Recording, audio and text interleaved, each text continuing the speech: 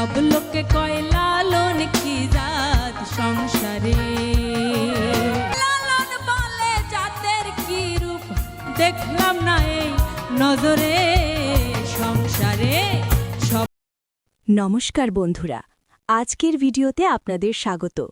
আজ আমরা জানব বাংলার বাউল সম্রাট, মরমী সাধক, আধ্যাত্মিক গুরু ফকির লালন সাঁই, যার জীবন, নাম, পরিচয়, জন্ম রহস্য এবং তার দর্শন আজও কোটি মানুষের মনে আলো জ্বালায়। লালন ফকির শুধু একজন বাউল শিল্পী নন, তিনি বাংলার ইতিহাসে মানবতার প্রতীক, এক দার্শনিক, যার চিন্তা মানুষকে জাত ধর্মের বিভেদ ভুলে মানুষকে মানুষ হিসাবে দেখার শিক্ষা দেয়। আজ আমরা তার প্রকৃত নাম, পরিচয়, জন্ম, ফকিরি গ্রহণ, দর্শন, গান ও জীবন রহস্য সবই একটানা বড় করে বিস্তারিতভাবে জেনে নেব। লালন ফকিরের নাম, রহস্যের ভিতরে ইতিহাস।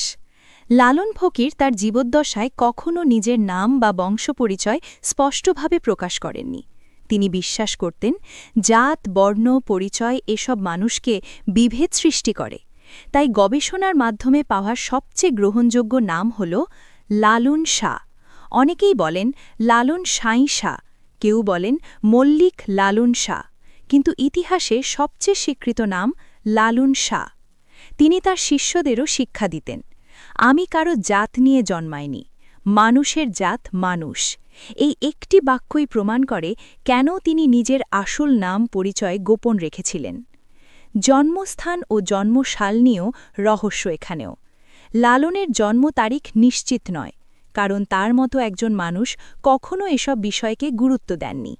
গবেষকদের মতে তিনি জন্মগ্রহণ করেন ৭৪ থেকে ৭৬ সালের মধ্যে, আর জন্মস্থান নিয়ে দুটি ধারণা সবচেয়ে প্রচলিত: কুষ্টিয়ার ছেঁউড়িয়া গ্রাম, ঝিনাইদহের হরিশপুর অঞ্চল। দুই জেলাই তাকে নিজেদের দাবি করে, কারণ কোথাও স্পষ্ট কোনো প্রমাণ নেই।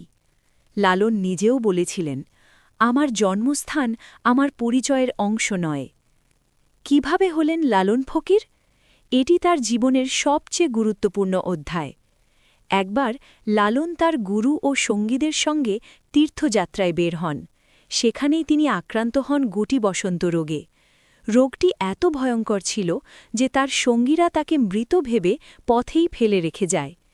এরপর তাকে উদ্ধার করেন মালাম শাহ নামের এক মুসলমান দরবেশ এবং তার স্ত্রী। তারা লালনকে সুস্থ করে তোলেন। এই ঘটনাটি লালনের জীবনের মোড় ঘুরিয়ে দেয়। তিনি উপলব্ধি করেন, মানুষ ধর্ম দিয়ে বড় হয় না, জাত দিয়ে মানুষকে বিচার করা অন্যায়। যে মুসলিম দম্পতি তাকে বাঁচাল, তারা ছিল মানবতার প্রকৃত উদাহরণ। তারপর তিনি ফকিরি পথ গ্রহণ করেন।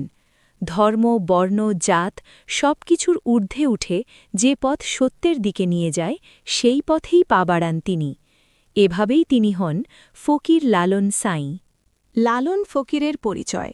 তিনি কে ছিলেন? লালন ছিলেন বাউল গুরু, মরমী সাধক, আধ্যাত্মিক দার্শনিক, মানবতাবাদী চিন্তাবিদ, অসাধারণ গানের স্রষ্টা, সমাজ সংস্কারক। তিনি মানুষকে ধর্মগোত্র, জাতপাত, কুসংস্কার থেকে মুক্ত জীবনযাপনের শিক্ষা দিয়েছেন। তার মতে, ধর্ম নয়, মানুষে মানুষকে বাঁচায়। তিনি বলতেন, সব লোকে কয় লালন কি জাত সংসারে, লালন বলে জাত কিরে ভাই, মানুষ জাত বড় তাসারে।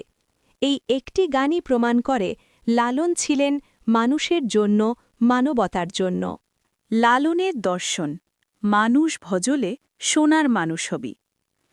লালনের মূল দর্শন ছিল, মানুষের ভিতরেই সত্য, ঈশ্বর, পরম জ্ঞান সব কিছু আছে।